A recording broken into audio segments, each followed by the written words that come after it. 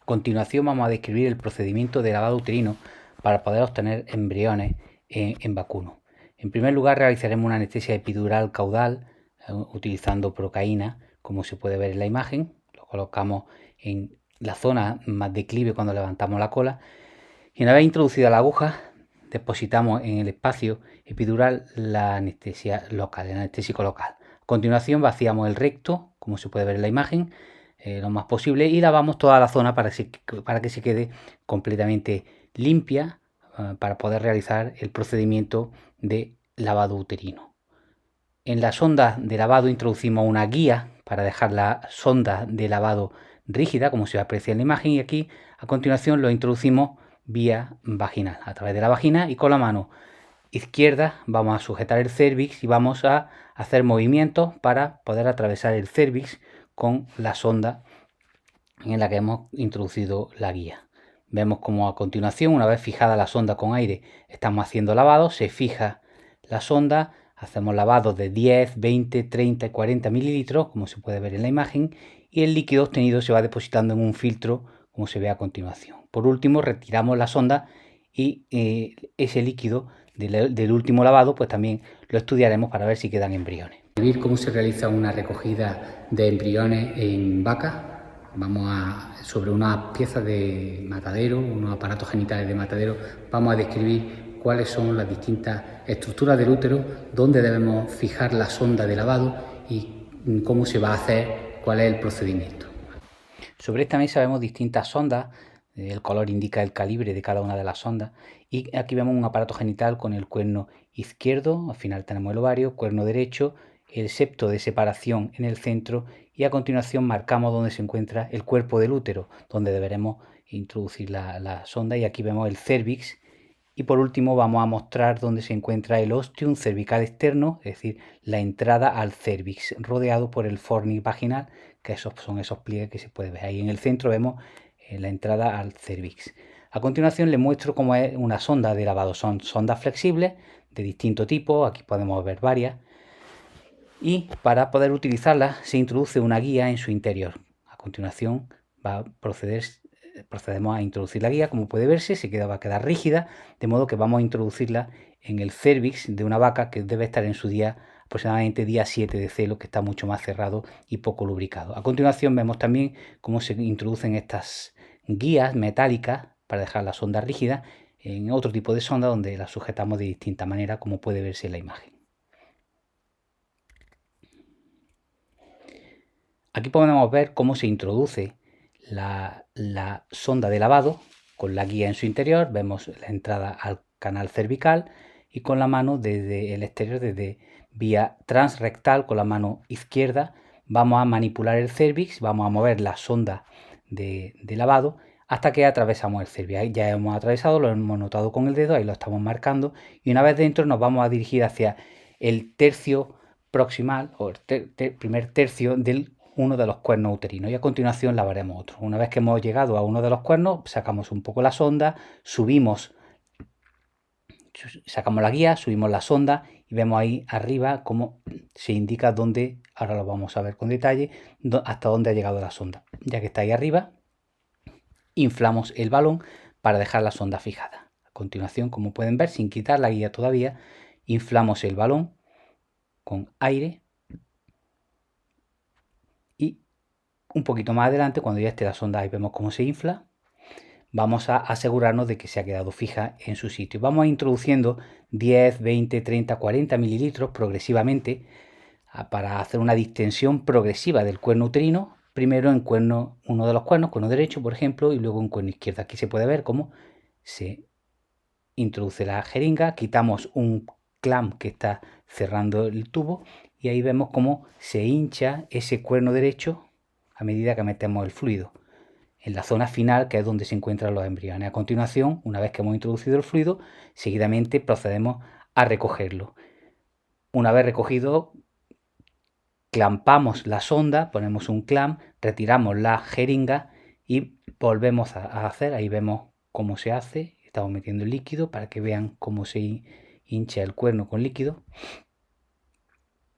Se clampa y retiramos la jeringa pasando el líquido a un filtro de lavado. Aquí vemos nuevamente el procedimiento de forma más rápida.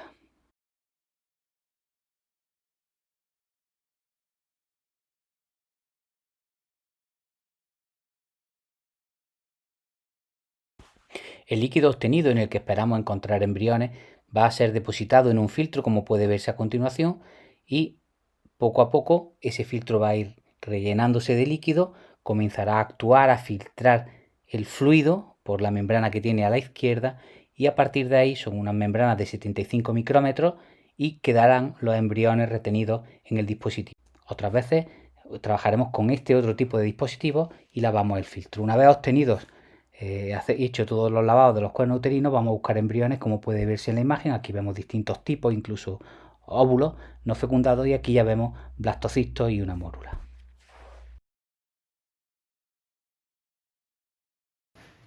Hola, soy Daniel Martínez de la empresa EmbryoVet. Nos dedicamos al mundo de la tecnología embrionaria en todos los aspectos, y hoy os quiero hablar de la utilización de embriones terapéuticos en su primera fase, que es cómo podemos influir nosotros a la hora de producir esos embriones en el resultado final.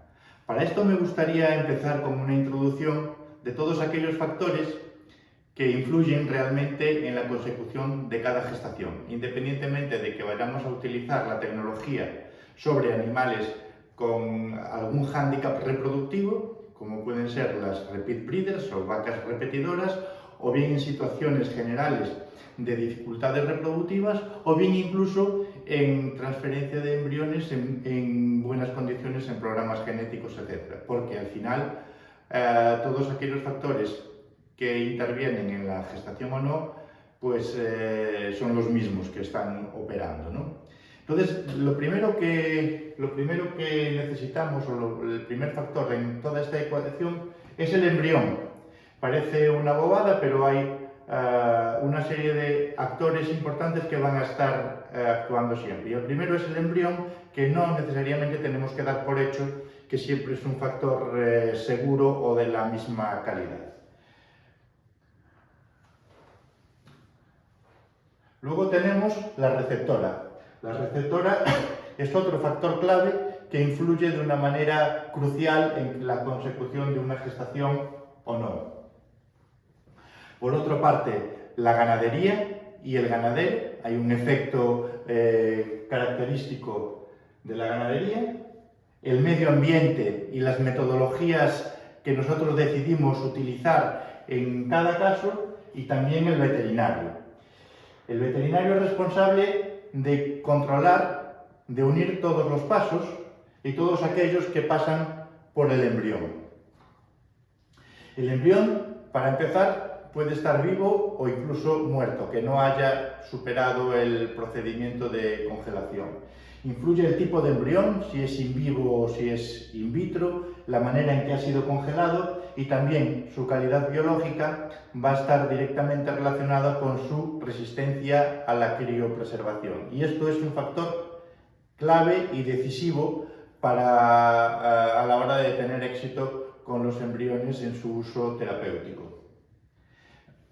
Al respecto del ambiente y de las metodologías, nos encontramos factores tan interesantes y tan variables, tan importantes como el estrés térmico, el manejo de esos embriones, cómo se ha respetado o no la cadena del frío, la sincronización de los celos, cómo se ha hecho, con qué fiabilidad la detección de celos en las receptoras, si sí o si no, si se han utilizado suplementos específicos vitamínicos y minerales o una ración balanceada, y la estrategia de uso de esa transferencia embrionaria, si es algo realmente puntual o está dentro de una dinámica con un acostumbramiento de todos los actores implicados. De la parte de la ganadería o del ganadero nos interesará e influirá la fertilidad general de la ganadería. No podemos comparar una ganadería que tiene un 20% de fertilidad con una ganadería que tiene un 40%. El resultado esperado con la transferencia embrionaria va a ser también diferente. Cómo se hace la recría en esa ganadería, cómo es el cow comfort o el nivel de estrés, la consistencia en los tratamientos, ese famoso efecto granja que se encuentra en tantos y tantos estudios de cosas incluso más sencillas. A nivel de la receptora nos interesa a nivel de individuo. Hay variaciones entre los individuos de la salud y de la sanidad, de la docilidad, el número de parto, el tamaño y la posición del útero son muy importantes en una tecnología, en una técnica en la que tenemos que ir profundo en el útero, y el estatus inmunitario o inflamatorio de la propia receptora. Todos estos factores influyen en la consecución de la preñez. Y a nivel del veterinario, también la experiencia, el entrenamiento que tenga esta persona, una cierta condición de la habilidad innata, la frecuencia, la ejercitación y la comunicación que ejerce con todo el equipo para conseguir más gestaciones. Por tanto, no podemos simplificar cuando se consiguen más gestaciones o menos gestaciones a qué se debe, sino que tenemos que tener siempre la imagen global de este conjunto.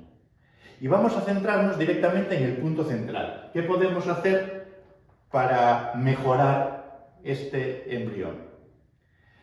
La opción de los embriones de uso reproductivo, la mejor opción es conseguir una productividad en masa, de manera que se abaraten los costes, para poder tener un producto que sea lo más parecido a una commodity, una materia prima que se utilice en la ganadería de una manera, vamos a decir, low cost, pero al mismo tiempo manteniendo un estándar de calidad muy alto.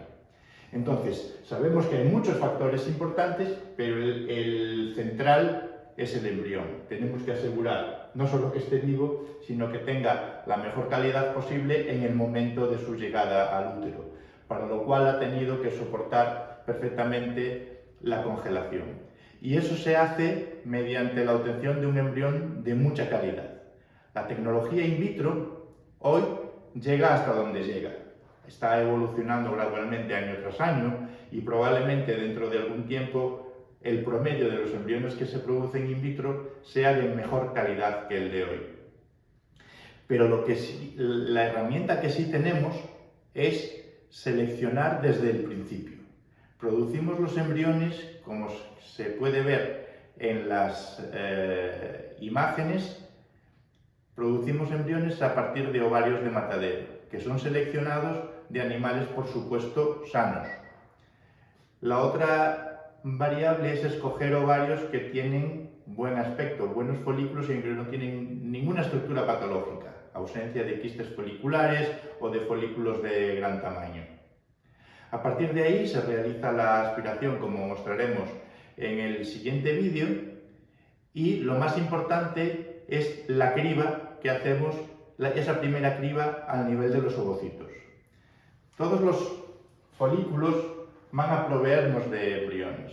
Pero fijaos, esto es el aspecto de los ovocitos que salen de una de estas aspiraciones en masa de ovocitos. Están representadas en la imagen 4 calidades y están marcadas con colores, ¿cierto? Los de color verde oscuro, los de calidad 1 y de color azul los de calidad 2. Solamente los ovocitos de calidad 1 y calidad 2 pasan a la siguiente fase, a la fase de maduración, fecundación, cultivo. Haciendo esta criba se obtiene, es el primer paso importante para obtener embriones de más calidad biológica que luego van a tener un mejor comportamiento. Cuando tenemos los embriones, el embrión in vitro que ha pasado todos estos procedimientos fuera del útero, a la simple imagen, a simple vista en la lupa, podemos observar la diferencia que tiene con los embriones in vitro. En este lado están una foto de embriones in vitro. El espacio más transparente, donde hay blastocele, es exactamente muy transparente, aunque podemos apreciar que hay una capa de células, y la masa celular es mucho más compacta, independientemente del desarrollo. Aquí en este lugar vemos mórulas de muy buena calidad, con una masa muy compacta, muchas de ellas iniciando el desarrollo de un blastocele, y ya los embriones con algunas horas más de desarrollo, un día más de desarrollo, están en estado de blastocisto y tienen esta imagen tan nítida. A la derecha vemos la comparación con el mismo tipo de embriones procedente de un cultivo in vitro. En este caso están sin seleccionar y tenemos los embriones que, aunque han sido fecundados en el mismo momento, se han desarrollado a distintas velocidades. Vemos incluso embriones buenos, pero que tienen células extrusionadas. Y vemos como en general el espacio que se ve en el blastocele no es tan transparente como en este caso. Es decir, hay acúmulos celulares y hay también vacuolas, acúmulos de lípidos en diferentes lugares. El embrión in vitro es un embrión que se desarrolla más rápidamente, pero tiene menos cantidad de células, más cantidad de agua y más cantidad de lípidos en posiciones anormales. Eso hace que baje su criotolerancia, es más susceptible a la rotura de células en el proceso de la congelación y sobre todo de la descongelación. Mediante esta selección que hablaba antes de primero a nivel de ovocito y segundo en este momento escogiendo solamente los blastocistos que se han desarrollado en primer lugar y que tienen más vitalidad y que también tienen ausencia de defectos, ausencia de células extrusionadas, ausencia de vacuolas de lípidos y mejor aspecto. Llegamos a esta situación en la que tenemos este otro aspecto. Tenemos embriones in vitro que es muy difícil de diferenciar a simple vista de los embriones in vivo. Cuando trabajamos sobre este tipo de materia prima, asemejándolos a una commodity, cuando tenemos este tipo de embriones, tenemos una alta probabilidad de supervivencia a la criopreservación, al proceso de congelación lento, son morfológicamente muy similares a los embriones in vivo y se comportan de la misma manera, dando el mismo resultado. Un resultado que podemos estimar entre el 42-45% de gestación en la mayoría de los animales, independientemente de que tengan una historia de fracaso reproductivo previa. Buenos días, yo soy Gerard Roura, soy veterinario clínico de bovino y hoy os vengo a hablar de las diferentes dificultades que nos encontramos a la hora de hacer transferencias de embriones. Para esto os quería hablar primero del animal. Para hacer transferencia de embriones necesitamos que el animal se encuentre en unas condiciones óptimas, con una condición corporal ideal para poder realizar la transferencia y que esto nos ayude a que su actividad ovárica funcione de forma correcta. Como podemos ver, necesitamos animales que no tengan ninguna otra patología, ya sea de mamitis, cojeras u otras patologías ováricas y de la matriz. A continuación, lo que tenemos que hacer es un correcto diagnóstico ovárico con la ayuda de la ecografía, que esto va un poco dependiendo de cada veterinario, tiene su técnica, pero necesitamos que este diagnóstico sea muy preciso para diagnosticar bien el cuerpo lúteo y que no tenga ninguna otra patología que nos impida la implantación del embrión. Por último, una de las dificultades más complicadas es la técnica en sí. A la hora de transferir, nosotros utilizamos unos catéteres de transferencia transcervical más largos que el de los de inseminación normal y después tenemos que intentar llegar lo más profundo posible del cuerno del animal, siempre lateralmente al cuerpo lúteo, al ovario donde tenemos el cuerpo lúteo. Para esto hay que ir con mucho cuidado de no hacerle daño al animal, ya que el cérvix de ellas está cerrado y tenemos que ir con mucho cuidado. Para ello muchas veces utilizamos la anestesia epidural y así evitamos que los animales fuercen y nos hagan presión y nosotros podamos trabajar de forma más cómoda. Y hasta aquí la explicación de las transferencias.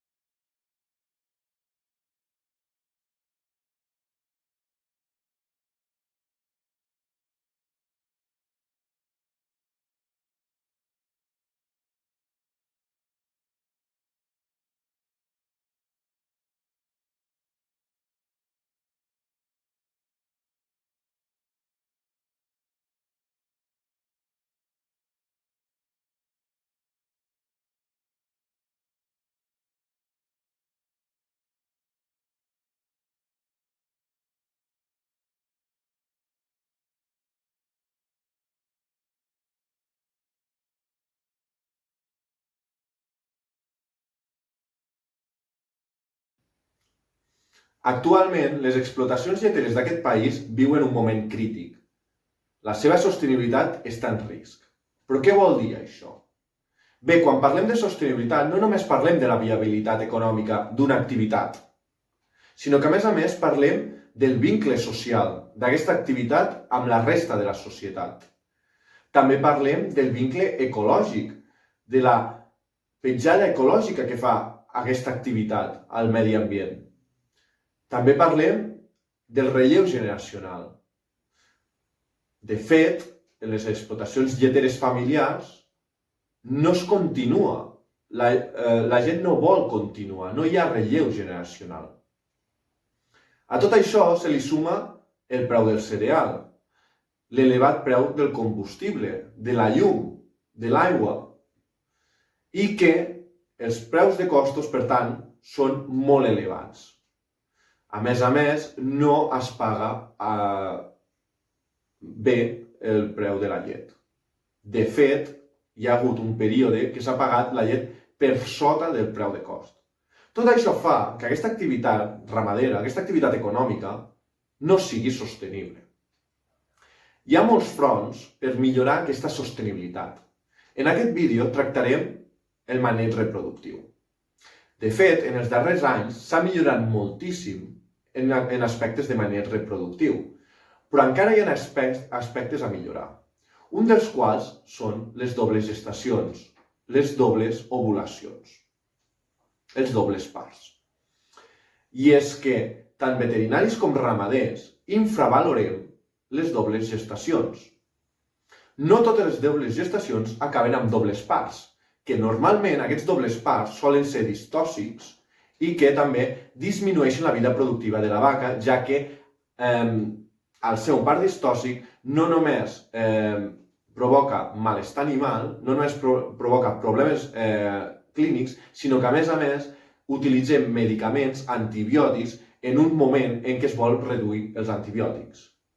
Però és que a part d'això, tenim que les dobles gestacions, moltes, es reabsorbeixen. Hi ha avortaments, es produeixen avortaments. I aquí també perdem la vida útil de la vaca i diners. És per això que és molt important diagnosticar el més aviat possible les dobles gestacions. De fet, per a reduir aquestes dobles gestacions, una tècnica podria ser la punció fol·licular no ecoguiada, que és bàsicament quan diagnostiquem, quan veiem dos fòl·licles codominants, eliminar-ne un. Però en aquest vídeo ens centrarem en una altra tècnica que és molt eficaç i és la transferència d'embrions. La transferència d'embrions pot ser d'embrions frescos, congelats o vitrificats. La part bona de la transferència d'embrions congelats és que la tècnica a granja és molt similar a la inseminació artificial i això els ramaders ho agraeixen, ja que el propi ramader pot desenvolupar aquesta tècnica. Si li sumem que aquest embrió, en comptes de ser un embrió Holstein, sigui un embrió Angus, de raça càrnica, el que fem és augmentar el producte, el valor afegit del producte.